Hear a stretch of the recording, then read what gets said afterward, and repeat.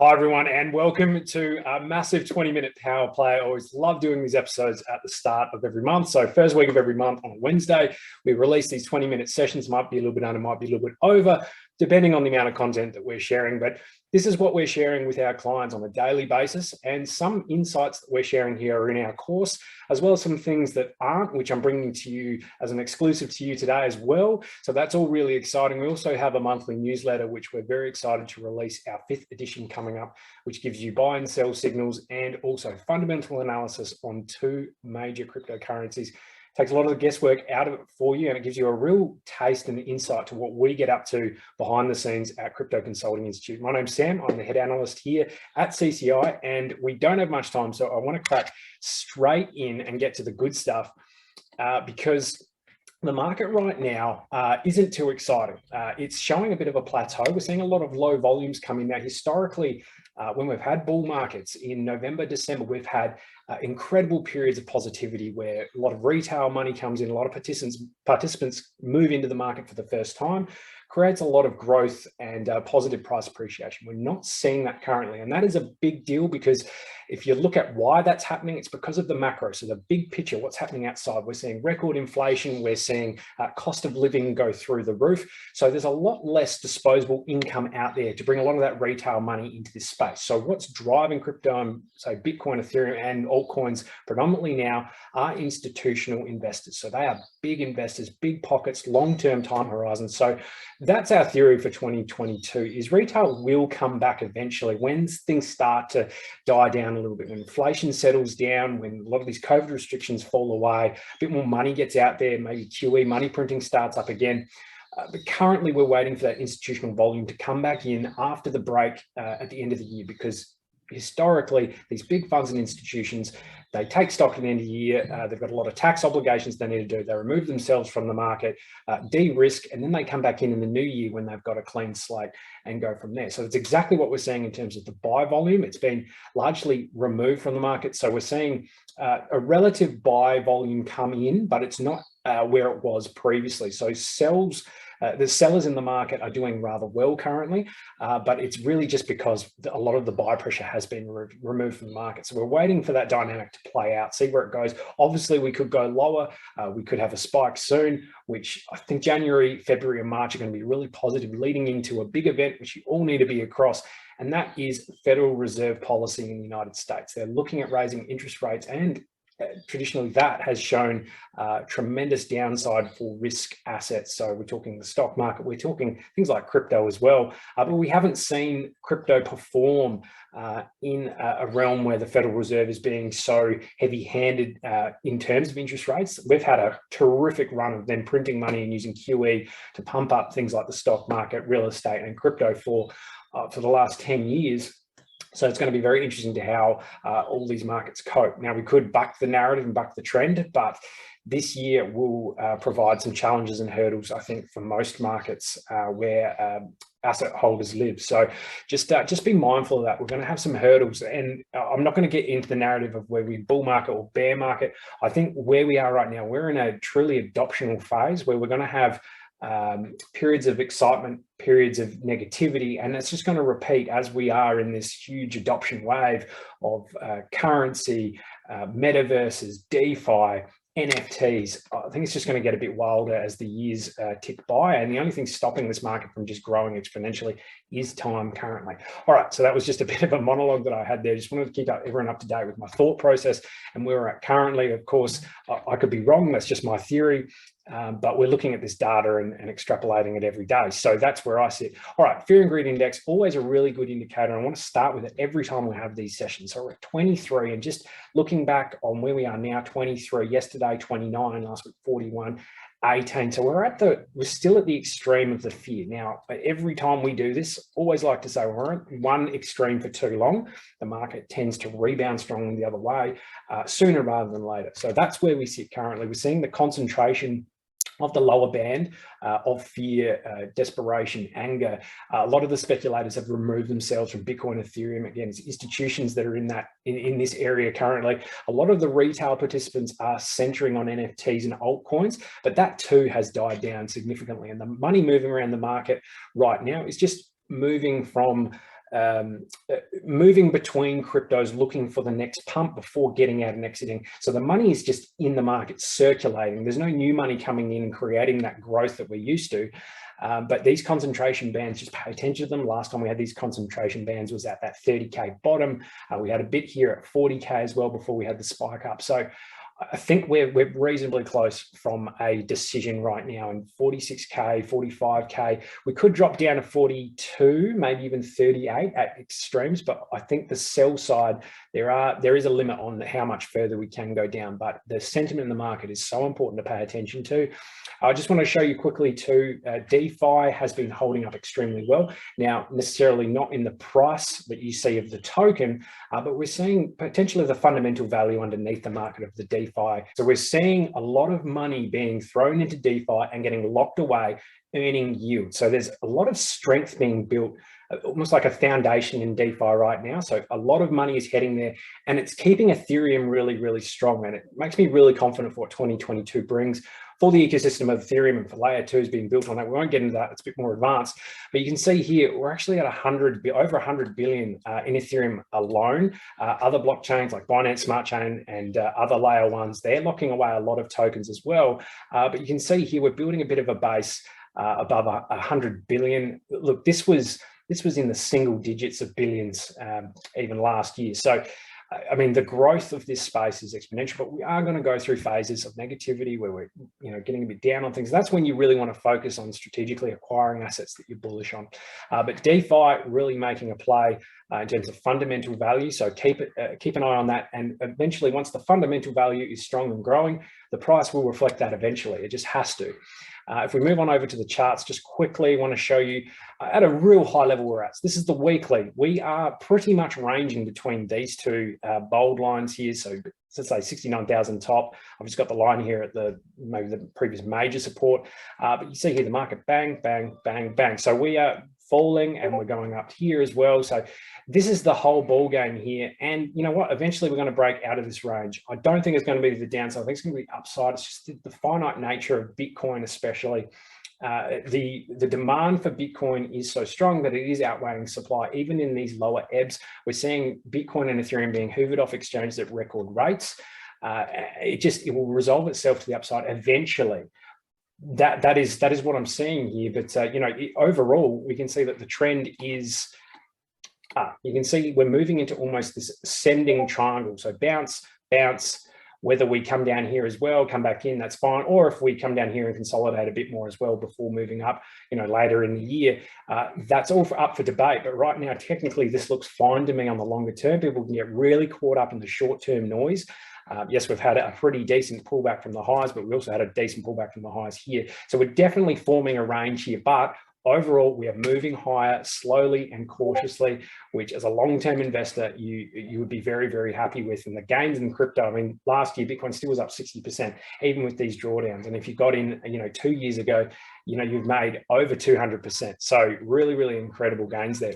All right, moving over to a more granular view of Bitcoin, I just want to show you this really quick. So we are ranging between these two levels here. We're moving into a bit of a descending wedge.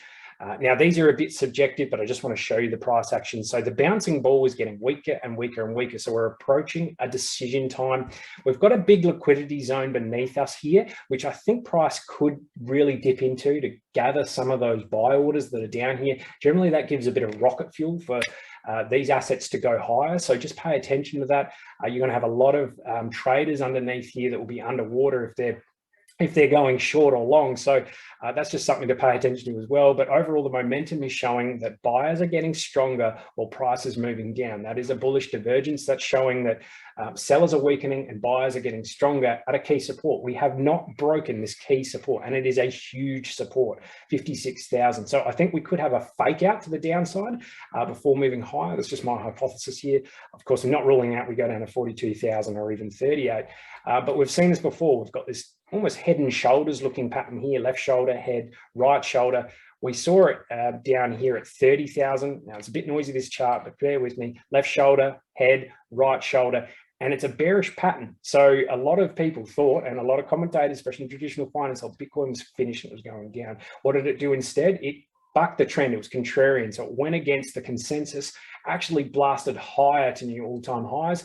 Looks like we're doing that in a little microcosm here again, and the same bottoming pattern almost on the right shoulder. You can see here, this was a large right-hand bottoming pattern after a real exuberant phase on the left-hand side up to highs.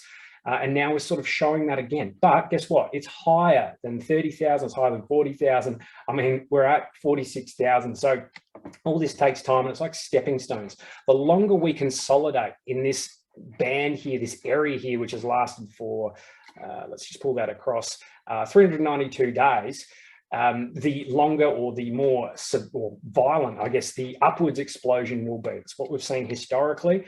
And again, I don't want to rule out that we won't have more downside. We could absolutely see a phase where we just consolidate for another year, sure. But right now, the data just isn't pointing towards that. Everything is pointing towards us being midway through a bull market cycle. And what we're seeing here is a lengthening cycle based on the macro conditions outside. So there's a lot of factors at play here. All right, just moving on to some news, and then we'll get into some more data.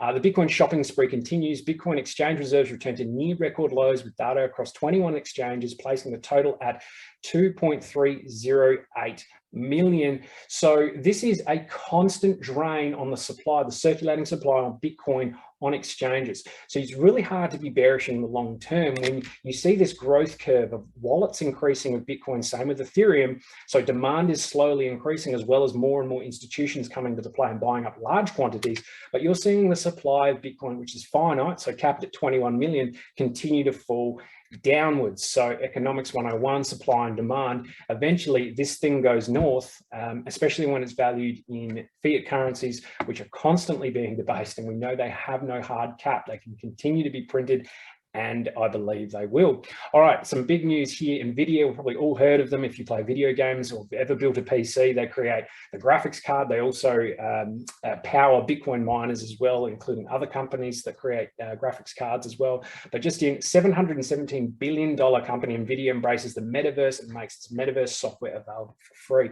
So metaverse is an up and coming narrative. It's a huge ecosystem, and expect a lot of capital to flow in here. And crypto is already at the forefront of this in terms of a decentralized metaverse. And in fact, there are multiple decentralized metaverses, and it continues to grow in popularity. So NVIDIA getting in on the game is a huge plus and a huge tick, a signal for this new narrative to really take off, not only this coming year, but the year after and year after that, and just be a really big new way of people to interact and entertain themselves from their home.